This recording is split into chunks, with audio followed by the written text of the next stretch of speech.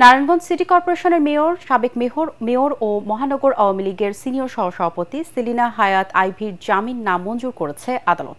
দুপুরে judicial magistrate ২ এর বিচারক শামসুর রহমানের আদালতে জামিন আবেদন ও ডিভিশনের আবেদন করেন আইভীর আইনজীবীরা। আদালত তার জামিন নামঞ্জুর করে এবং ডিভিশনের বিষয়ে একমত হয়। গত ৮ মে নারায়ণগঞ্জের দেওভোগে নিজ বাড়ি থেকে গ্রেপ্তার করা হয় সাবেক মেয়র আইভীকে। সিদ্ধিরগঞ্জ ও ফতুল্লা থানায় হত্যা ও হত্যাচেষ্টা সহ ৫টি মামলা রয়েছে সেলিনা হায়াৎ আইভীর বিরুদ্ধে।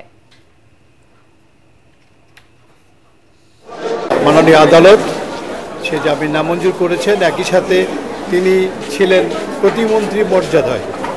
এখন আমরা তা বলেছি, প্রার্থনা করেছি কোর্টে যে তাকে যেন ডিভিশন দেওয়া হয় এবং সেটা সে ব্যাপারে নীতিগতভাবে আদালত একমত হয়েছে।